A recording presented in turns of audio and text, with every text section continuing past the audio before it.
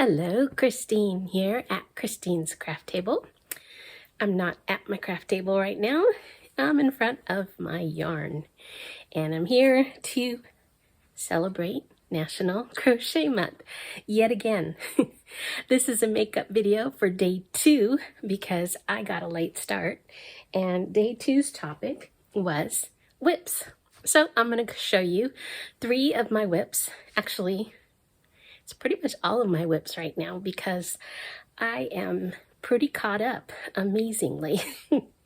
So the first thing I have is this beautiful blanket.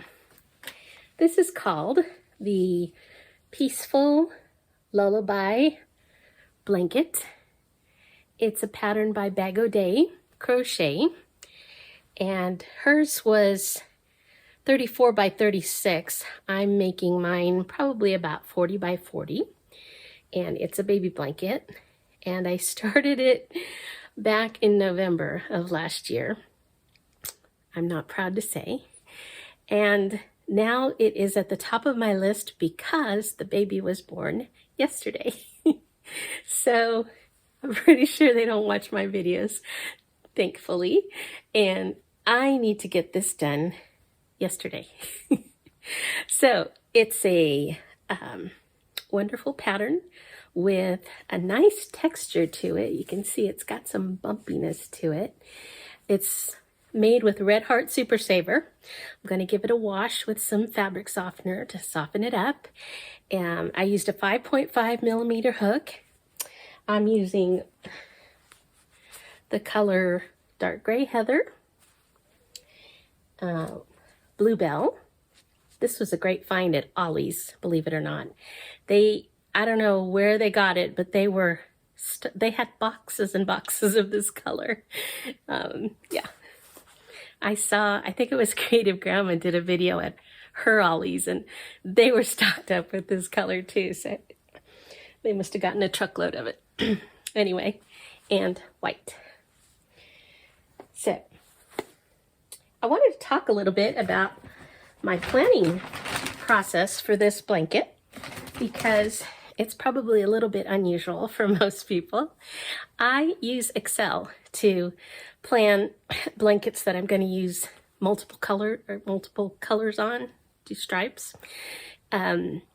So I list all my colors and the yardage that I have available and the percentage of the total that each one is.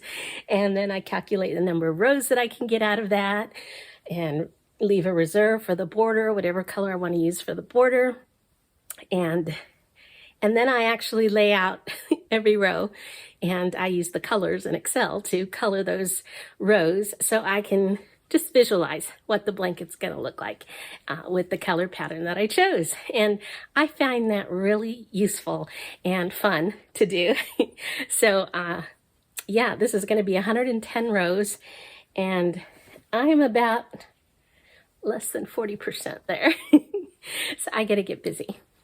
But I will put a little snapshot of my Excel spreadsheet if anybody cares to check it out. Anyway, that is my blanket. The next thing I have, this is going to be short and sweet, is my squares for the month of March for the calendar Granny's Magical Cupboard calendar blanket for 2024 that Jada in Stitches is doing with her website. And every month she gives us a new pattern for a granny square, and we can make as many as we want to arrive at the total that we need at the end of the year to put together the size of blanket that we want. So for me, I calculated that to be 4 squares per month. So here are my Jacob's Ladder squares. It is a lovely pattern. It's a little, I want to say, confusing when you start out and you look like this is not going to be anything, but in the end it all comes together. You braid these all of these loops together, and it really falls into place into this wonderful geometric design. These have yet to be blocked, so that's why they look a little crazy. Here's another one. I'm just loving these colors. I'm loving the color palette. I started with purple, this lime green, and white, and I thought that wasn't enough, so I went and picked up the light sage and the dark sage and this amethyst color, and so I'm working that in as well. And I'm just loving all the options. Granny squares are so much fun. You can just, oh, that's the back of them. You can't see the braid in the back. You just see the pattern. Anyway, you can really use your imagination with granny squares and do whatever you want. This one is a little bit wild for me. It actually looks like a flower there. That is cool. I hadn't seen that before.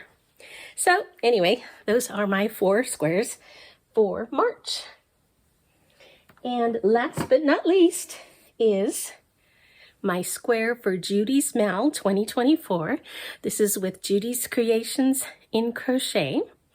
And she puts out a picture of a tropical bird every month, and then we get to make a project.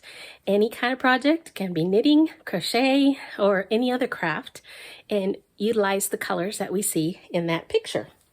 Now, I tend to try and use every single color in the palette, and it kind of gets me in a little wild situation. So here's the picture. I pulled them all out.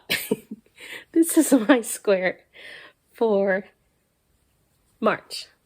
And it's a whip because I haven't sewed in my, I even have my needle hanging here.